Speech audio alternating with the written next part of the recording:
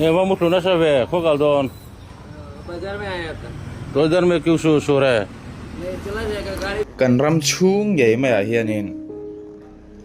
vai ho zok hian a mi zo te hi min bum zar zar maya ti hian an phakare me maya kan mi zo nu la la hian nei lo lau hian an phi chung bok sia a buai thla khop mai kan ril ru kan fin na hi kan upgrade angai ni ti ngam lo hian nei lo reng renga paden an ula rui chai maya enga madam doi chu tiru ni kan ring ve ngot maya vai hin la tam tel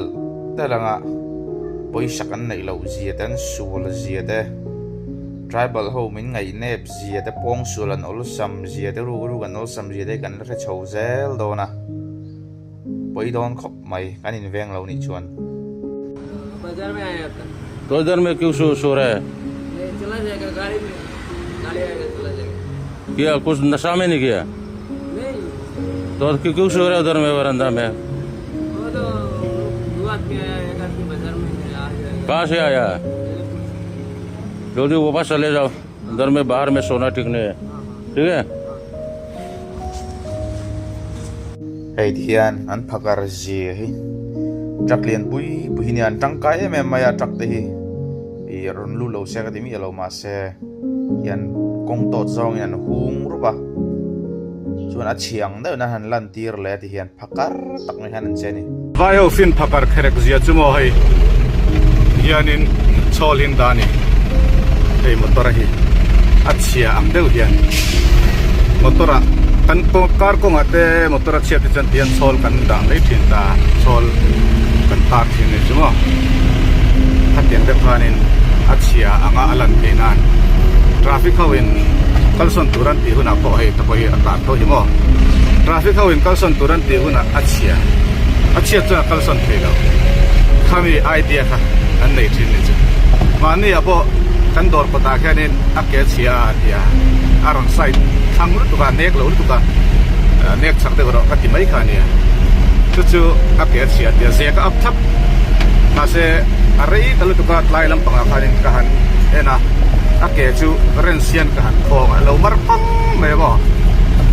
ka ha pa anin thlunga kalson ruti pon nai lo an tlan son ta yang vel khan ni tuna poson kan dor chaka sonin anung thei lo ege po ya nei niang as an self joinin self food ma se anung thei lo ang khan tuna hianin ada me ka mo vai pason ka setia ma ke chuani PS4 pon lo PS6 pon ni wa pon pon atagin computer ron tal to na tia a chetlap mini ison chol so tar mo ta khani vai ho fin thakar chalak zia hi chumo angai om thin an ngai om thin tuk deuh tul hi an chak mun deuh lek thin mo mo chak chan piang vel chu ni ngai om deuh an ni hei po a chat thla vai ho hi mo amak khop mai hlau she hin nei lo ka ti khan sina po kan ron chat thla ham mi zoram chu nuam chun ti ni ti tak hian ni top mai he pa video lo la tu hian a soi fia in ka sia lo ngai thla ro mi zo kan chale je chu ayo vai mi po hei college peng lu ser si bazar lai taka sar pul si ka ti na chat tha he ron phal chan mi zo chu an kama om ni se o ngai na mo min vo hlum du theu deuh tho theng ka ring chat samak ma hei mi dor ani mi dor ko ta tak an na tho hian en wang faro muam phakariti ani ku time delay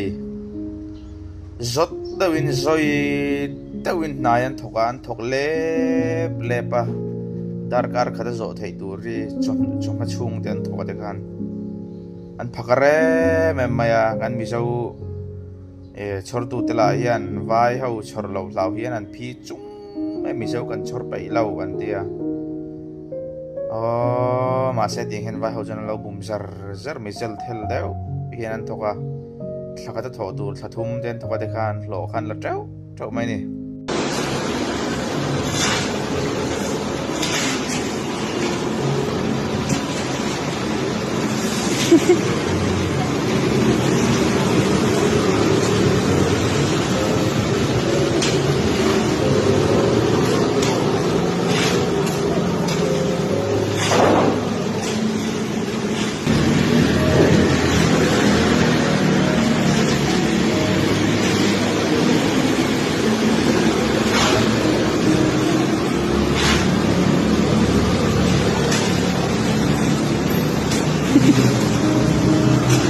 Mizoram truck khaltu ten vai labor ten phwa chok paisa an deal chu ti to lo turin an shiatir